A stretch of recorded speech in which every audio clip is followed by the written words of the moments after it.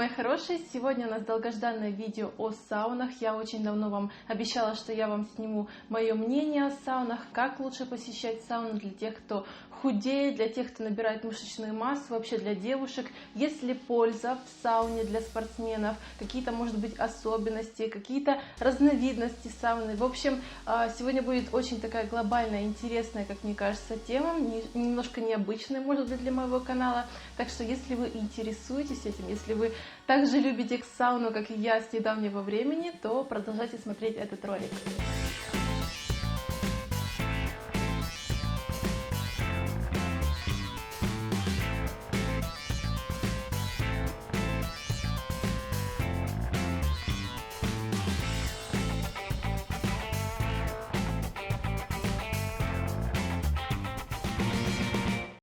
Вообще, изначально я не очень любила сауну, у меня больше муж фанат этого заведения, посещает очень-очень часто сауны в любом городе, где мы только останавливались, и он там может, наверное, всю ночь прожить, проспать там, и как-то я не очень разделяла его такие увлечения. И с недавнего времени, как мы купили годовые карты в тренажерный зал, в этом тренажерном зале был такой банный комплекс, и есть на самом деле. И вот мне стало интересно, какое же влияние оказывает сауна на тренирующегося человека, потому что все-таки некоторые особенности существуют. После того, как я проштудировала весь интернет, разные источники, мне хочется поделиться с вами этой информацией, возможно, вам будет интересно. Ну что ж, давайте, наверное, начнем с влияния саун и банных комплексов на наш организм. Главное влияние оказывается именно на сердечно-сосудистую систему, и это влияние должно быть постепенным, то есть сначала вы увеличиваете постепенно температуру в этой же сауне, допустим, вы увеличиваете длительность посещения этой сауны, вы увеличиваете способ и степень охлаждения, также вы увеличиваете просто частоту посещений сауны. То есть все должно быть постепенно, это как везде, это как в спорте, главное постепенность и регулярность, естественно, посещений парной. Сауна вообще имеет тренировочное воздействие, то есть ее можно сравнить с тренировкой, к примеру, с бегом на 3000 метров. И очень многие действительно сравнивают посещение сауны с какой-то тренировкой, потому что у вас увеличивается пульс. В общем, мы потеем, мы как будто работаем где-то, и действительно идет такая вот серьезная нагрузка. Конечно же, сложно сравнивать это с бегом, потому что в беге, допустим, все-таки комплексная какая-то нагрузка, но все же наш организм работает и довольно-таки мощно. Вообще для моего мужа и, наверное, для любого человека сауна является каким-то расслабляющим местом, где вы можете отдохнуть, расслабиться, как-то не думать ни о чем, просто действительно дать отдохнуть своему организму. При посещении сауны в нашем организме вырабатываются гормоны счастья, мы чувствуем себя более расслабленными, даже болевые ощущения уходят. Все же это общие такие понятия, которые знают все, наверное, даже дети, но также есть очень-очень много мифов, которые связаны с посещением сауны, влияние ее на наш организм и, что самое главное, для спортсменов. Давайте же посмотрим, какие они могут быть. Как уже было сказано, при посещении сауны у человека, у спортсмена, у любого человека все-таки наступает стрессовая такая ситуация, и в нашем организме вырабатываются катаболические гормоны, которые и разрушают наши мышцы. Поэтому посещение сауны сразу же после тренировки, вашей силовой тренировки, где вы и так потеряли достаточно пота, вы потеряли очень много сил, и сразу же вы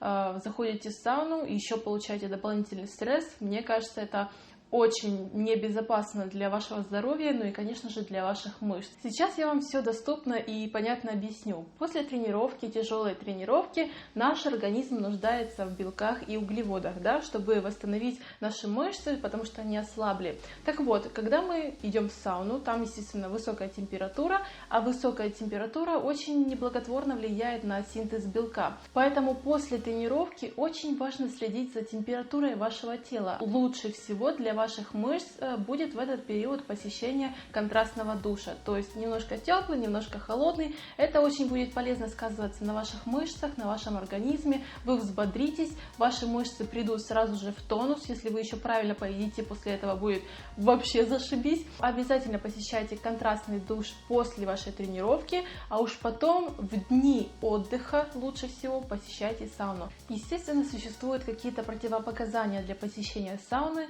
В первую первую очередь, это, конечно же, беременные женщины, спортсмены и вообще люди, у которых гипертония и заболевания сердечно-сосудистой системы. И вообще, мне кажется, нужно чувствовать свой организм, потому что все мы абсолютно разные. И если, когда вы сидите в сауне, вы почувствовали недомогание, то есть вам становится плохо, в основном это кружится голова, то сразу же покиньте сауну и немножко остыньте.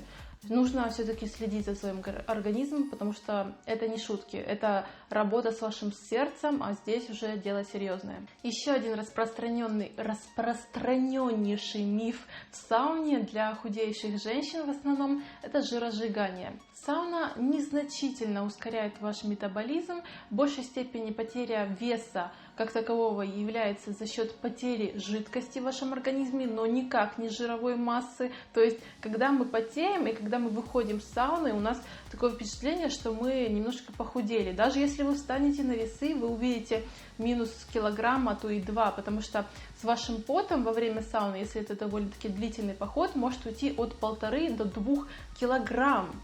Но на самом деле это литры, ваша жидкость, ваши минералы, которые уходят с вашим потом. Это никак не жировые отложения, потому что это очень-очень распространеннейший миф, и действительно, наверное, на сегодняшний день очень многие девчонки в него верят. Поэтому очень важно следить за тем, сколько же пота вы потеряли во время похода в сауну, и обязательно брать с собой воду, чтобы это все дело сразу же восполнять. Как я сказала ранее, лучше всего ходить в сауну в вечернее время, вам будет легче после этого уснуть, и за 1,5-2 часа до вашей тренировки, до вашей сауны лучше всего кушать белковую пищу. Но это и логично, если вы вечером, допустим, идете в сауну, в вечернее время мы больше белковой пищи потребляем, потому что углеводики нам не нужны, да? Белки, клетчатка – это хороший выбор на вечер. Так, ребятки, давайте, наверное, я вам расскажу, что же я беру с собой в сауну, допустим, в сумке, как я подготавливаю свое тело к сауне, что я там делаю и что я делаю после банных процедур. Мне кажется, это будет интересно, потому что я довольно-таки долго уже посещаю все эти банные комплексы. И первое, что я хочу вам рассказать о том, что находится в моей сумке, когда я иду в банные комплексы. И первое, самое важное, что должно быть у меня в сумочке, это обязательно, я просто не выйду без этого из дома, это, естественно, бутылка с водой, где-то 1,5-2 литра обязательно должно быть со мной, потому что особенно мы ходим вместе с Димой в сауну, сама я как-то не хожу. Еще лучше, если это какие-то будут отвары из трав, какие-то чаи натуральные, это будет просто волшебно, особенно с какими-то ягодками. В общем, можно постоянно что-то новое с собой брать, и это очень будет полезно для вашего организма. И обязательно пейте эту воду, потому что обезвоживание, как я сказала, это очень опасно. Второе, что у меня обязательно должно быть в сумке, это шапочка. Специальная шапочка для того, чтобы защитить свои волосы, для того, чтобы просто они не растрепывались, они не мешались. И, конечно же, такие температуры высокие в сауне, они очень неблаготворно влияют на ваши волосы. Они тоже отдают какую-то влагу в волосы, и нужно их просто защищать. И неважно, куда я иду, там в сауну или просто сижу на стуле, я даже не снимаю эту шапку, все равно, как я выгляжу, главное, что мои волосы защищены. Естественно, в сумке у меня должны быть шлепки резиновые, для того, чтобы ничего там не подхватить, да и вообще как босиком там ходить, я даже не представляю. И, конечно же, полотенце тоже после душа, перед сауной и так далее, это тоже необходимо. Также у меня есть огромнейшая такая косметичка, где у меня постоянно какие-то новые маски, новые скрабы, я этим постоянно балуюсь. Возможно, сразу же под эту шапочку наношу какую-то маску для волос, и хожу там этот час, допустим, с ней. То есть я люблю все эти косметологические процедуры банные, то есть я устраиваю себе какую-то спа-процедуру, когда иду в сауну. Еще один такой интересный момент, я очень часто наблюдаю, когда девушки наносят на себя скрабы и вот в таком вот наскрабированном виде идут прямо в сауну, допустим, в хамам, где они распарят свою кожу, поскрабируют себя, якобы это быстрее подействует. На самом деле не нужно так делать. Лучше всего, если вы посетите сауну, потом пойдете смоете себя пот в чистом душе, и только тогда нанесете на себя все свои любимые косметические средства и поскрабируете уже свою идеальную чистую кожу, потому что когда мы находимся в сауне, у нас отходит очень много ороговевших частичек кожи, и когда вы наносите этот скраб, вы как бы перемешиваете свой скраб, да, с этой мертвой кожей, и это очень плохо все впитывается, естественно. Кожа должна, во-первых, дышать, и ничего не должно препятствовать ей, поэтому все свои косметологические процедуры проводим только после душа. Также давайте я, наверное, вам расскажу о самых основных видах сауны, о их особенностях. Первое, это, наверное, будет все-таки турецкий хамам, финская сауна и еще, наверное, инфракрасная сауна. Это, наверное, все-таки 3 самых основных вида, которые вы сможете встретить в любом банном комплексе. Естественно, есть некоторые отличия между ними. Моя любимая — это турецкий хамам. Я просто обожаю. У нас как-то она сломалась, и я просто даже не ходила в сауну, потому что я только туда, наверное, и хожу. Это такое плиточное заведение, плиточное такое помещение, обложенное плиткой, где есть какой-то такой котел, в котором есть очень горячая вода, если так просто выражаться. И через маленькое отверстие выходит пар, то есть вся теплота сауны, все тепло идет за счет горячего пара. Это очень полезно для вашей кожи. Это первое, что будет полезно для кожи, для того, чтобы отходили эти ороговевшие частички, для того, чтобы вы были такие распаренные. Это полезно для кожи, но не очень полезно для сердца, поэтому будьте тоже внимательны.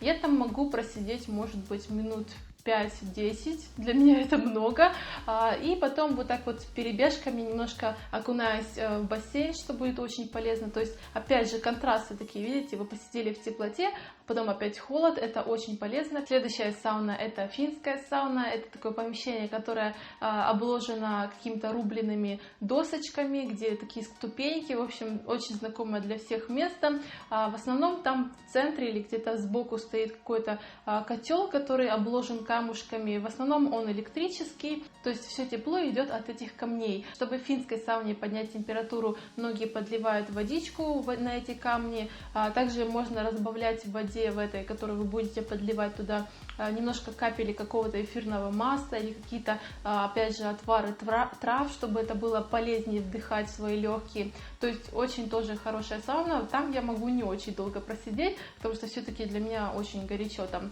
И последняя инфракрасная сауна, она более такая щадящая, там температура около 30-60 градусов. В основном тоже она состоит из дерева, и там по бокам вот такие инфракрасные лампы, за счет которых вы насыщаетесь как будто солнышком, то есть ваше тело греется. Там, конечно, гораздо проще находиться, можно там до получаса, мне кажется, лежать, может быть, даже час некоторые выдерживают, но тоже, опять же, как я сказала, все индивидуально, и вы должны сами чувствовать свой организм. Мне кажется, инфракрасная сауна в зимнее время года, когда нам не хватает солнышка, это то, что нужно, нагревается ваше тело и ваша душа. Ну а какой у вас любимый вид сауны? Обязательно напишите об этом в комментариях под этим роликом. Также пишите, что же вы берете в косметичку, когда идете в банные комплексы. Ну а вам большое спасибо за просмотр. Я надеюсь, вы узнали что-то новенькое, оригинальное, и теперь будете знать, какую же пользу все-таки на самом деле вы получаете, когда идете в сауну. Ну а мы с вами встретимся в следующем ролике, в следующем видео. Подписывайтесь и ставьте лайки. Всем удачи. Пока-пока.